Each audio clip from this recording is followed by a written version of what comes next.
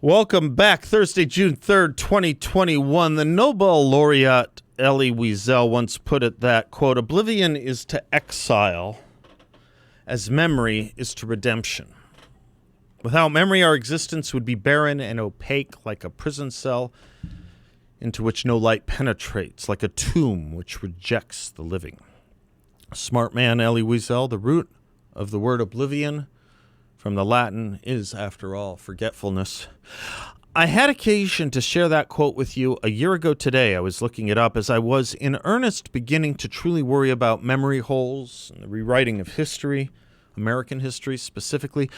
You know what a memory hole is, right? We get it from Orwell's book 1984, which is, I think, in the decisive respect, a book about rewriting history. The memory hole is described as the task of revising or destroying old newspaper articles in order to serve the propaganda of the government. But it's much more than that, as Orwell describes. Documents are put into a pneumatic tube and sent off to the propagandists for editing. And then, as Orwell writes, what happened in the unseen labyrinth to which the pneumatic tubes led, Winston did not know in detail, but he did know in general terms. As soon as all the corrections which happened to be necessary in any particular number of the Times had been assembled and collated, that number would be reprinted, the original copy destroyed, and the corrected copy placed on the files in its stead. This process of continuous alteration was applied not only to newspapers, but to books, periodicals, pamphlets, posters, leaflets, films, soundtracks, cartoons, photographs, to every kind of literature or documentation which might conceivably hold any political or ideological significance. Day by day, and almost minute by minute, the past was brought up to date. In this way, every prediction made by the party could be shown by documentary evidence to have been correct.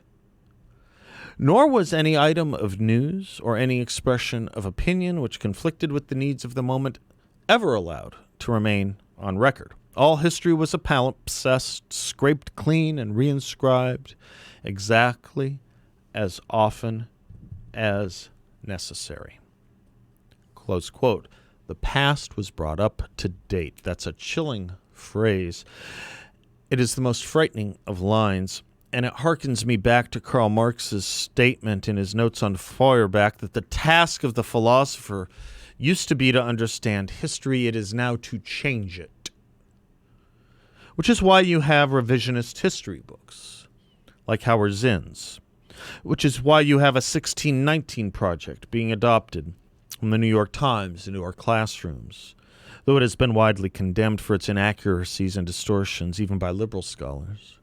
Which is why you have the U.S. Department of Education bribing schools to impose critical race theory into their classrooms, especially using the works of Ibram X. Kendi.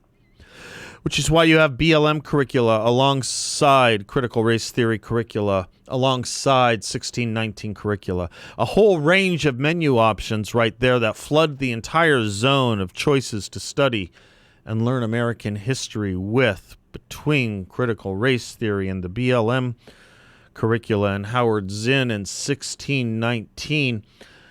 That's your whole range of menu options for studying American history these days. The problem is its valence runs from socialist revisionism to Marxist revisionism to Marxist race theory from the academy to Marxist race theory from the grassroots organizing level.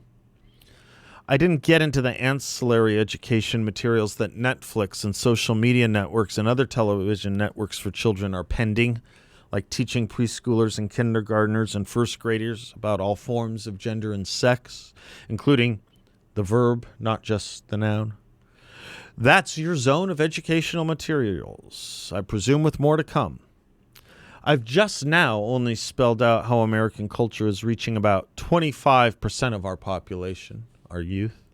I haven't even thought about the other 75% or adults just yet, but I can say, be it professional or school sports, be it military recruitment or academies, be it major journalism, be it corporate and advertising America, be it a about the national anthem or rewarding those who profit off slavery and call police pigs, be it about nearly all of the entertainment industry, that 75% of America, the adults, is subject to an awful lot of smoke and haze it can no longer escape or retreat from to think or breathe clearly.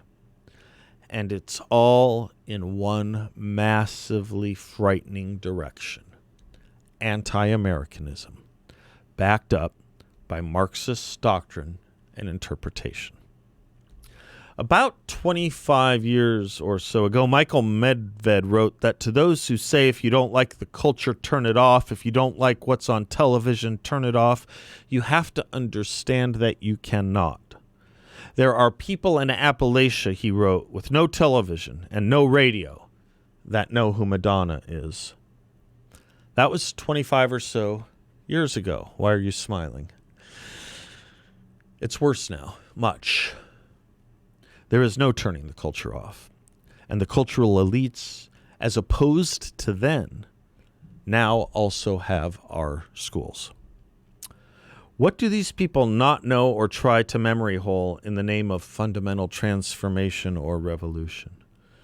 They do not know or try to memory hole that the entire country was not pro-slavery.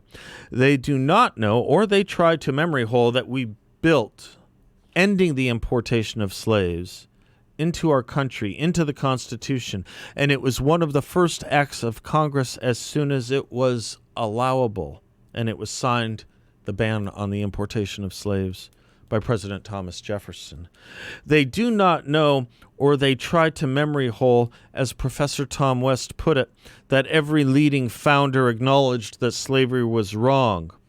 Although, yes, slavery was legal in practice in every state in 1776, by the end of the founding era, more than 100,000 slaves had been freed by the outlawing of slavery in 7 of the original 13 states, or by individual acts of manumission, especially in the South. Most important, the ground for the eventual total abolition of slavery was laid in establishment of the equality principle of the center of the American polity by men with names like Jefferson, Madison, Franklin, Hamilton, Adams, Washington, and other leading founders whose statues have been targeted for destruction. The progressives of the day think they know that the opposite is actually true. They do not know, or they try to memory hole, that not all the country supported slavery. They do not know, or they try to memory hole, that nearly 400,000 Americans gave up their lives to end slavery, singing, quote, "As he died to make men holy, we shall die to make men free." And they do not know that, or they try to memory hole it, because they don't have to any longer teach or sing the battle hymn of the Republic.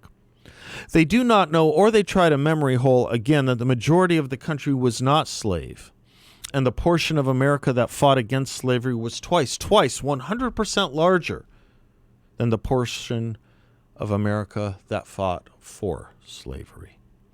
The Union military size was also twice, 100% larger than the Confederate military.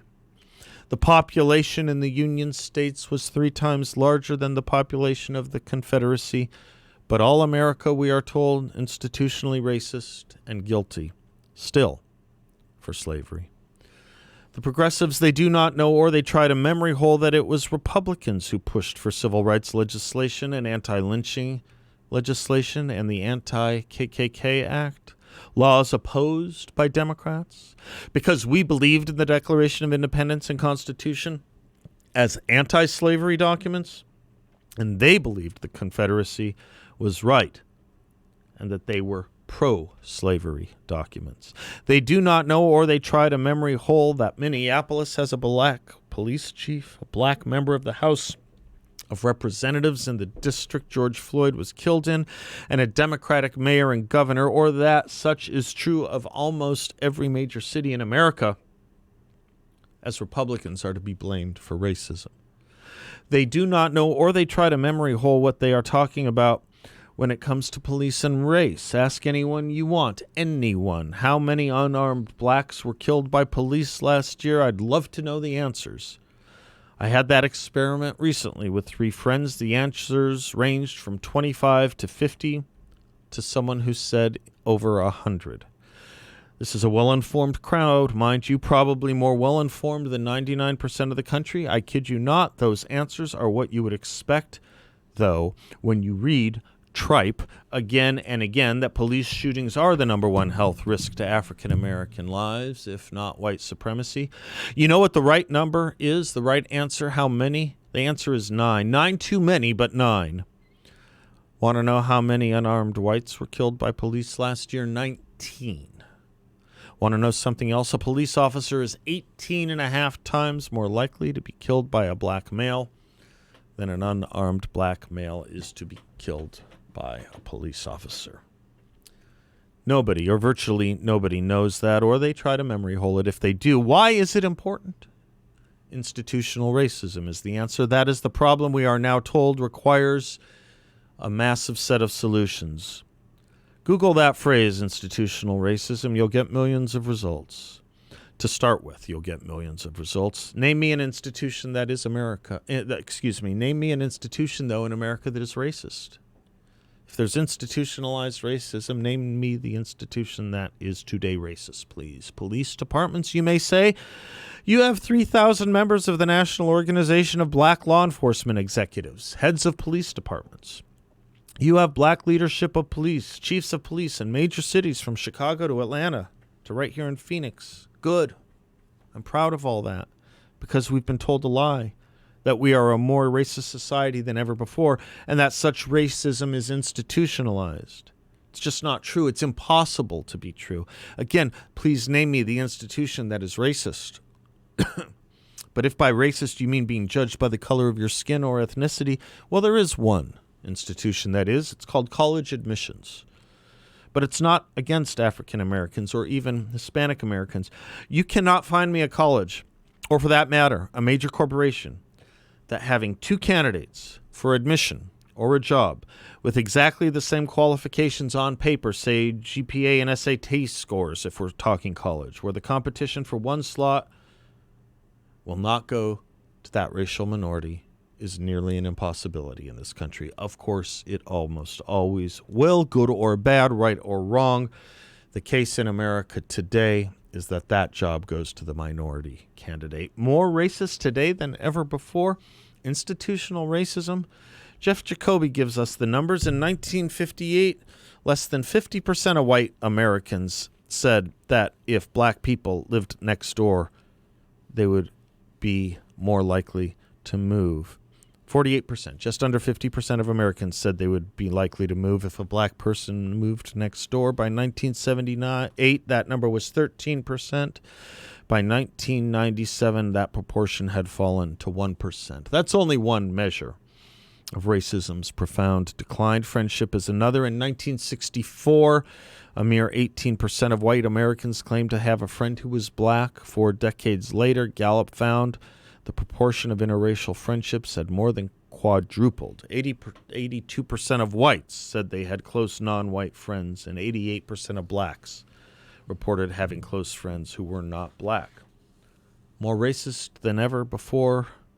Only if you want a permanent revolution that recognizes no advancement, which is to say only if you want to live in a lie.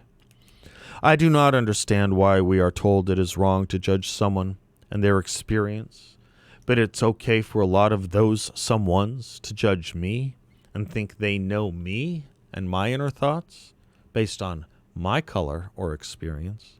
I do not understand why we obsess on a country, a portion of which had slavery and a majority of which did not, and that ended with the deaths of hundreds of thousands of white men 160 years ago. I don't understand why we would think of that country as unalterably racist and responsible for racism when countries that practice slavery and genocide today get a free pass. In fact, defense and contracts with professional athletes.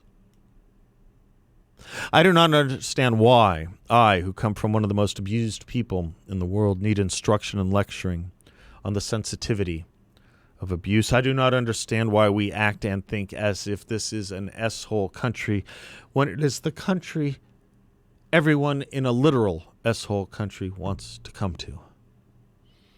You know, this week we commemorate the anniversary of the Tiananmen protests and massacre. Anybody stop and think to ask why in 1989 those brave Chinese dissidents rose up with papier-mâché statues of liberty and copies of the Declaration of Independence? Or why dissidents in Hong Kong today sing the national anthem, even though Colin Kaepernick and his followers will not, and the NBA forbids retweeting support for all that? Because they, in Hong Kong, in Tiananmen, they knew what most foreigners know about America.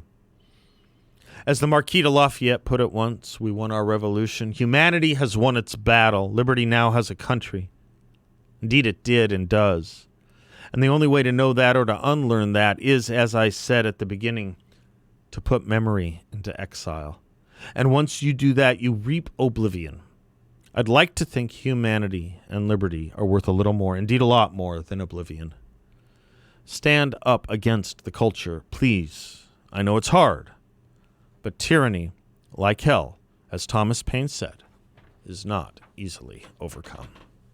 I'm Seth. We'll be right back.